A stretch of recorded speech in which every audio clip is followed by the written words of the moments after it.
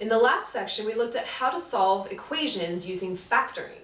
But we know from our factoring work before that not every polynomial can be factored. And so we know that we need other techniques to solve equations when factoring is not possible. Before we introduce the next technique, let's review how we solve using factoring. Let's take this equation, x squared equals 25. To solve by factoring, our first step is to push everything to one side of the equation so that it's set to 0. In this case, I'd want to relocate this positive 25, and I would relocate using subtraction. And so on the left side, I have that x squared that was originally there. I now have minus 25, and the right side is now 0. So I have set this equal to 0, and now I can solve by factoring the left-hand side. The left side, if I go to factor it, I begin by looking at the order, and here this is in descending order, so the order is great. I look for a GCF. Between x squared and 25, the GCF is 1, so there's really nothing to pull out.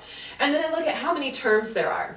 There are 2 terms here in this binomial. It is a difference, and in fact it's a difference of squares. So I can go ahead and factor as a difference of squares. It will break into something times something. One of these parentheses will have a plus and one will have a minus for that difference of squares. And so I will take the square root of each term. The square root of x squared is x, the square root of 25 is 5, and then I'll copy and paste. Do be careful. This started off as an equation and it needs to stay an equation all the way through. So our last step showed that this is equal to 0, and we'll go ahead and keep that. So now we have factored the left side. It says something times something, but when you think you're done, think again. I know that these are complete and can't factor further because there are no visible exponents. These are linear factors. So if they're linear, I will leave them. And now I can use that 0 factor rule. If something times something is 0, one of those factors must be 0. Either x plus 5 must equal 0, or x minus 5 must equal 0. One of them has to be 0 if they multiply to give 0. And so now in each case you'd want to relocate the constant to get the x by itself. So we can use either addition or subtraction to do that. And we wind up with 2 different solutions. From this first factor, I relocate the 5 and I get that x is equal to negative 5. In this other, I get x is positive 5. So that's 2 different answers. I expected that because this was a degree 2 equation. But now not everything is going to turn out factorable. So let's take a look at attempting this exact same example but using a new technique. This new technique is called the square root property. Let's take a look at the original example again. X squared equals 25. What I want you to notice is that right now x is almost completely isolated. The only thing attached to it is a square. Now, when we had a 25 attached, we could detach it by, if it's attached by subtraction, we can detach it with addition. If something's attached with multiplication, we can detach it with division. In this case, if I have a square attached to the x, think about what the opposite of a square would be. We can use that to detach the square. So what I will do is I will take the square root to undo the square. So on the left side, I will take the square root. It will undo the square, leaving me with just an x on the left, which is what I want in the end. But remember, whatever you do to one side, you do have to do to the other side to maintain that balance. But here's where I have a little bit of a problem, because the square root of 25 is 5, and now I see only one solution. That's a problem because I already solved this equation and found 2 solutions, and I expect 2 because it was a degree 2 equation. So where's the other solution?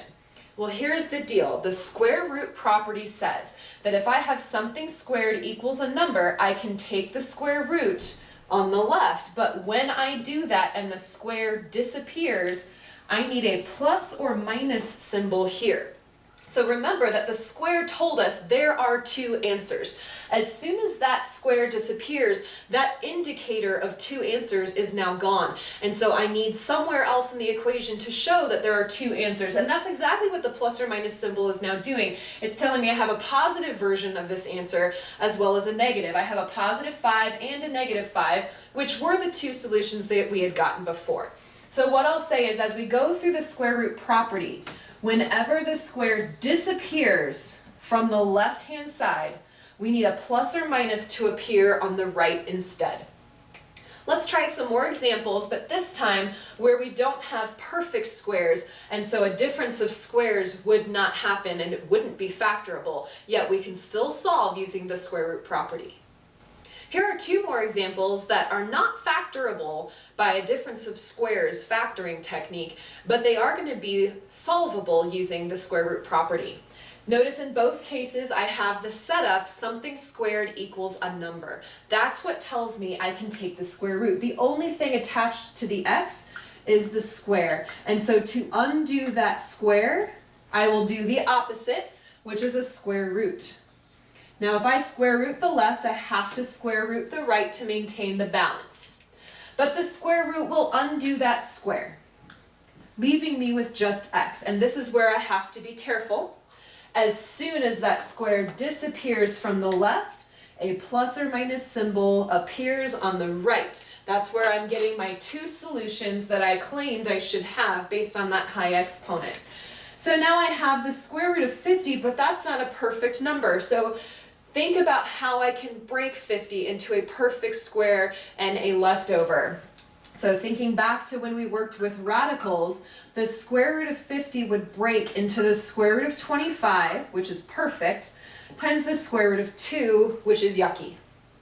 So now let's clean this up. I get x equals plus or minus, square root of 25 is a nice clean 5, and the square root of 2 is the leftover. So I have two different answers. I have positive 5 square root of 2, and I have negative 5 square root of 2. I have two different answers for that original degree 2 quadratic equation. Let's do the same thing on this one. Again, something squared equals number. I can go ahead and take the square root of that square to make it go away. Just remember that if you square root one side, you must square root the other to maintain the balance. As soon as the square root undoes the square and the square disappears from the left, remember that we need a plus or minus symbol on the right to show the two solutions that we had originally said we should have. So now as I clean up the square root of negative 20, the first thing that I have to take care of as a major priority is to take that negative out. Remember, if a negative comes out of a square root, this is imaginary. I'm going to see an I in front of the square root of 20. And remember, the I hugs up close to that root. Let's clean up the square root of 20. It's not a perfect root, but there's a perfect square 4 that goes into 20 5 times. And so the square root of 4 gives me 2. Instead of saying I times 2, I'm going to go ahead and say 2I, and then square root of 5. Again, there's two answers. Those two answers happen because of the plus or minus symbol. So I have one answer is positive 2I square root of 5. The other is negative 2I square root of 5. Notice the order in which I write. I have my plus or minus, then I have my nice number coefficient, then comes the I if it's applicable, then comes the nasty root. So we're going to continue that same pattern. Let's see what happens though if I start throwing more things on that left side rather than just the square. Let's see if we can figure out the order in which to remove things. As we continue in more examples, I just want to make sure I emphasize what our first priority is going to be every time we try to solve equations using the square root property. Our priority needs to be, we need to make the equation say something squared equals a number.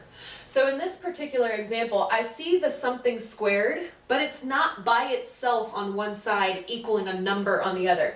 Meaning I need to take this number, 10, and relocate it. Since it's subtracted, I will add 10 to both sides to remove it from the something squared. So now I have x squared equals 10. And that says something squared equals a number. So that's what I want to see as my first step, first priority. Now that I have that, I can take the square root of both sides. I can take the square off the x using the square root. Make sure you do it to both sides to maintain the balance. So now the square root of x squared will give me x. But again, remember, as soon as the square goes away from the left side, we need a plus or minus symbol on the right. And then the square root of 10 is not nice, and there's no perfect square in it except for 1. So my final answer will just be plus or minus the square root of 10. And notice that's two answers. One answer says positive square root of 10. The other says negative square root of 10. Let's try another one very similar. Let's try 3x squared plus 2 equals 38. So again, my first priority should be to rewrite this equation so that it says something squared equals a number. So notice the square guy is x squared. Everything else, including the coefficient 3 and this constant term 2, that stuff needs to move so that x squared is isolated on the left side. In terms of how I move them, I will begin by relocating the constant. Since it is a positive 2, I will subtract 2 from both sides. That leaves me with 3x squared on the left, and on the right, 38 minus 2 is 36. It doesn't quite say something squared, it says 3 times something squared. So I need to remove that 3, I'll detach it using division. And finally, I now see something squared equals a number. 36 divided by 3 is 12. Now that it says something squared equals a number, I can take that square symbol off the x using a square root. Just make sure to do it to both sides. The square root will undo that square, leaving me with plain old x. But keep in mind that when the square disappears from that left side, a plus or minus a symbol will have to appear on the right. And now the square root of 12 is not nice, but there is something nice in it. The square root of 12 will break into the square root of 4, which is perfect, times the square root of 3, which is not. Then I write my final simplified answer. I have plus or minus telling me there are two different answers. The square root of 4 is a nice 2, and then the square root of 3 is left alone. So I have two answers. One answer is positive 2 square root of 3. The other is negative 2 square root of 3. So in both these examples, we had a squared term, we had x squared, but there was other clutter kind of attached to it. We have to declutter that. We have to take everything off so that we have something squared on the left and just a plain number on the right. Once we have that, we can take the square root of both sides to make the square disappear. Just remember that as soon as the square is gone, the plus or minus comes in. Now let's take a look at a few other examples that look a little bit different. This example looks a little bit more complicated because of the parentheses that are involved. But just keep in mind our main priority. The main priority as we begin these problems is to make the equation say something squared equals a number. And actually this equation already says that. The parentheses are telling us here's something that's getting squared and equaling a number. As long as that's what I have, I can go ahead and take the square root. Think of it this way. We're trying to get x by itself, and there are these different pieces and symbols attached to it. In order for us to take those symbols off of the x, we have to work from the outside in. We have to essentially take off the layers working from the outside as we work towards the x. So what I'm going to do is in this example where I do see something squared equals a number, I'm going to begin by removing the square from the left side. I'm going to use the square root to do that. If the square root undoes the square, now I have just x plus 1 left on the left side. Be very careful though, again, as soon as the square disappears from the left side, That's the exact moment when the plus or minus needs to appear on the right. Now the square root of 9 is exactly 3. So x plus 1 equals plus or minus 3, but we're not done yet. X is not isolated. So what I now need to do is I need to relocate that 1. Since it's currently being added, I will subtract from both sides. So now I have x on the left, and on the right, I need you to be very careful. I think that the common mistake here is to copy the plus or minus and just say 3 minus 1 is 2, but we want to be very careful here. Let's go off to the side really quick, and I want to see this done a slightly different way. Let's imagine that instead of saying plus or minus 3, I actually wrote this out separately. Here's x plus 1 equals positive 3. Here's x plus 1 equals negative 3. So here's the plus or minus that I shorthand wrote right here. If I had solved these equations by relocating the 1 from both sides, I now have x equals 3 minus 1, which is 2, or in this case, I had x equals negative 3 minus 1, which is negative 4. Notice it's not plus or minus 2. It's actually different than that. So we have to be really careful. Here's how I would recommend doing it. I would recommend that when you're relocating, you put your relocated number first, then your plus or minus last. And then if these happen to be like terms, which these are, negative 1 and 3 could be combined, then I would go through the process of trying to combine them using two different versions. Negative 1 plus 3 is 2. Negative 1 minus 3 is negative 4. And now I have my two solutions which match the same two I got over here when I really broke it down. So what I would say is moving forward, when we have to relocate something and there's already a plus or minus, let's write the relocated number first, the plus or minus number last, and if they happen to be like terms, we will go through the plus version and the minus version to get our two simplified answers. Let's try a couple more. So again, I have an example with parentheses that make it look a little bit more complicated, but they're really not making anything more difficult. They're helping me to see that this is something squared equaling a number. And with that, what I can do is take the square root on both sides. So again, if my goal is to solve for x and get the x by itself, and there's all this junk attached to it, layer upon layer upon layer, I can take that stuff off. I just have to take it off from the outside in. So I begin on the outside, getting rid of this square using a square root, making sure to do the same thing on the other side to keep that balance.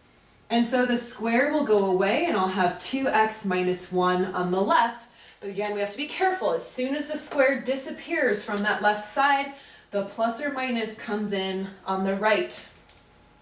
And now the square root of 50, I might go off to the side to do that in the kitchen over here. If I've got square root of 50 and I want to break that down into a perfect square and a leftover, I'm going to get square root of 25 times the square root of 2.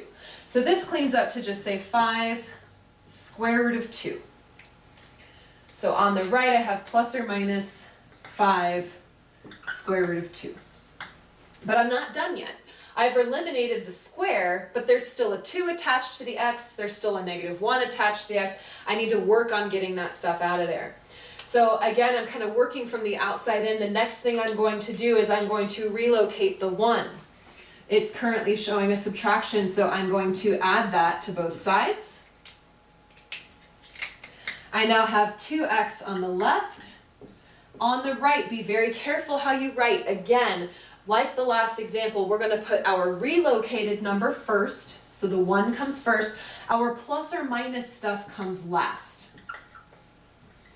Now in this example, the 1 and the 5 square root of 2 are not like terms. One has a root and one doesn't, so I won't be able to add or subtract. They'll stay separate. But I'm still not done because x still needs to be isolated. There's a 2 currently attached with multiplication, so I will detach that 2 with division. And my final answer will read x equals 1 plus or minus 5 square root of 2, which I can't combine, all over 2. This is two separate answers. One answer says 1 plus 5 square root of 2 all over 2. The other reads 1 minus 5 square root of 2 all over 2. So we're getting two answers, which we expect because this was a degree 2 equation. This had an x squared at the onset. Let's try one more that's set up the same way, and then we'll see if we can't make it a little bit more complicated. This example begins, again, with something squared equaling a number. And so right from the get-go, I can go ahead and remove that square using a square root. Again, I'm working from the outside in. There's all this stuff attached to x. I can't get to the x directly from the inside. I have to work at it from the outside in. So I'm going to take the square root on both sides. That will remove that square from the outermost part of the left side. But as soon as that square disappears from the left side, I need a plus or minus on the right.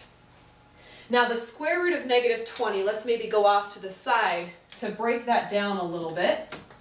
Square root of negative 20, my first priority is to take that negative out. And if it's coming out of a square root, it makes it imaginary. So we'll have an I next to that square root of 20. And the square root of 20, while it's not perfect, there is a perfect square inside it. It will break into the square root of 4 times the square root of 5.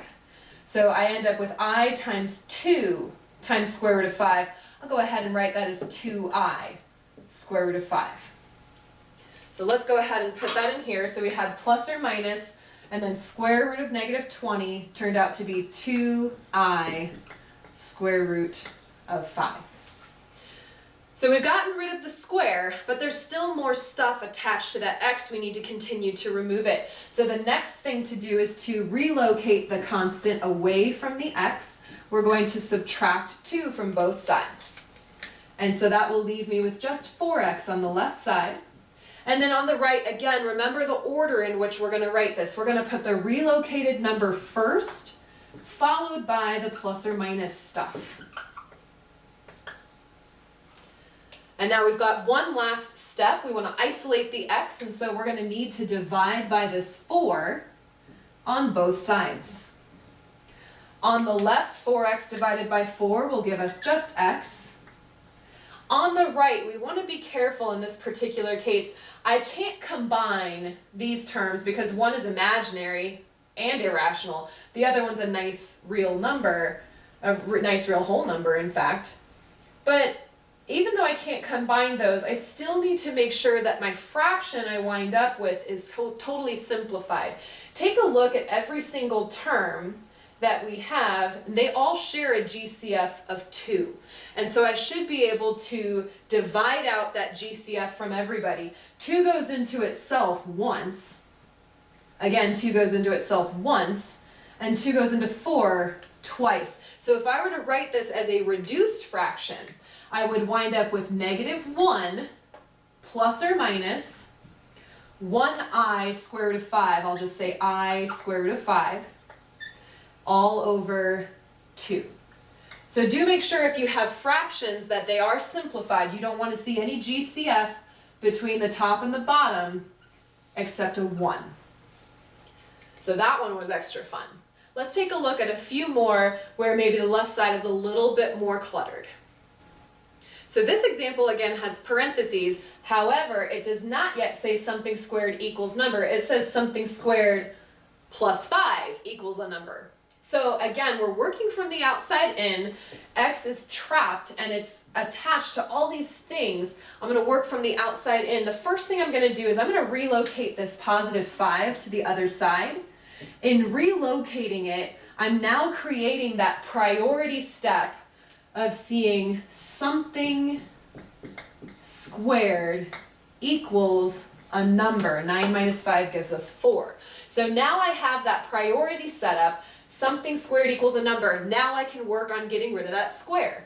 It's the outermost thing on the left side. So I will undo the square using the square root. I just have to make sure I do the same thing to both sides. And so the square root will undo that square. But again, be careful, as soon as the square disappears from the left side, we have a plus or minus sign appearing on the right. And here the square root of 4 is a nice 2. And again, as we're working to isolate x, we continue from the outside. So now we're going to relocate our 4 to the other side before we attack that coefficient. We now have 3x equals, again, remember, we want to put the relocated number first, then the plus or minus. So we'll have 4 plus or minus 2. For our last step to get x by itself, we want to divide by 3 to remove that coefficient. And then we have x equals 4 plus 2 over 3. Now here's the thing. 4 and 2 are like terms, which we could add or subtract. Because of that, let's go ahead and see if we can't reduce this and make it a little bit nicer looking. Let's go through the two different versions. With the plus or minus sign, we have a plus version and a minus version. Let's talk about the plus first. 4 plus 2 is 6. 6 over 3 gives me an answer of 2. Now let's do the minus version. 4 minus 2 is 2. 2 over 3 is 2/3.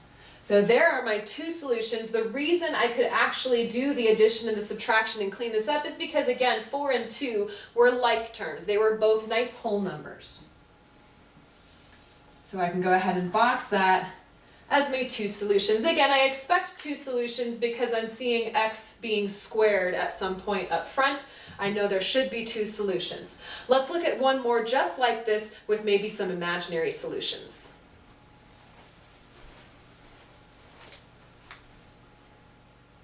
Okay, we're at our last example, and I'm going to tell you what, this one's complicated, and if we can do this one, we can do any of them.